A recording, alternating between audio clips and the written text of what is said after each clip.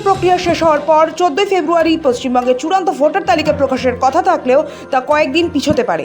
রাজ্যের মুখ্য নির্বাচনী আধিকারিক নির্বাচন কমিশনের কাছে 7 দিনের সময় বাড়ানোর আবেদন জানিয়েছেন। ফলে ভোটার তালিকা 21 ফেব্রুয়ারির আগে প্রকাশ পাওয়ার সম্ভাবনা খুবই কম। পরিকল্পনা অনুযায়ী এসআইআর এর চূড়ান্ত ভোটার তালিকা প্রকাশ করার কথা ছিল 14 ফেব্রুয়ারি। সূত্র বলছে শেষ মুহূর্তে শুনানি সংক্রান্ত কার্যকলাপ আরও সময় নিতে পারে, যার ফলে 21 ফেব্রুয়ারির আগে তালিকা প্রকাশ হওয়ার সম্ভাবনা নেই।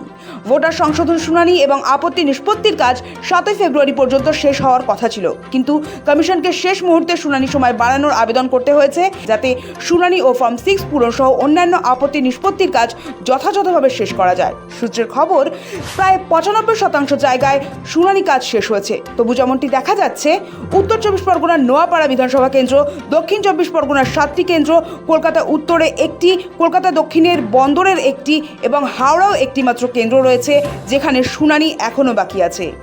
অনেক জায়গায় শুনানি শেষ হলেও তা কমিশনের ডেটাবেসে আপলোড হয়নি। ফলে সংগৃহীত তথ্য সর্বোচ্চ স্তরে আপলোড প্রক্রিয়া এখনও প্রায় 25% বেশি অসম্পূর্ণ।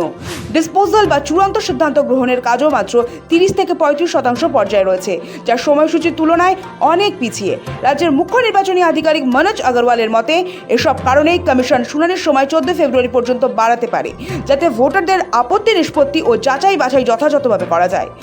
যদি সত্যি 14 ফেব্রুয়ারি পর্যন্ত শুনানি চলে, তাহলে তারপরেও 7 দিন সময় লাগবে চূড়ান্ত ভোটার তালিকা প্রকাশে, যে কারণে ফেব্রুয়ারির শেষ সপ্তাহের আগে চূড়ান্ত ভোটার তালিকা প্রকাশ করা সম্ভব নয় বলে ধারণা অনেকেরই।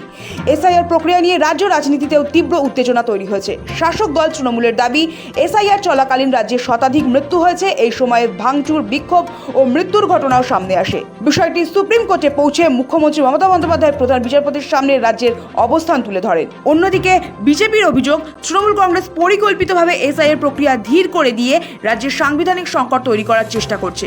পাল্টা তৃণমূলের অভিযোগ, বিজেপিকে সুবিধা দিতে লজিক্যাল ইনকনসিস্টেন্সির নামে লক্ষ লক্ষ ভোটারের নাম তালিকা থেকে বাদ দেওয়া হয়েছে।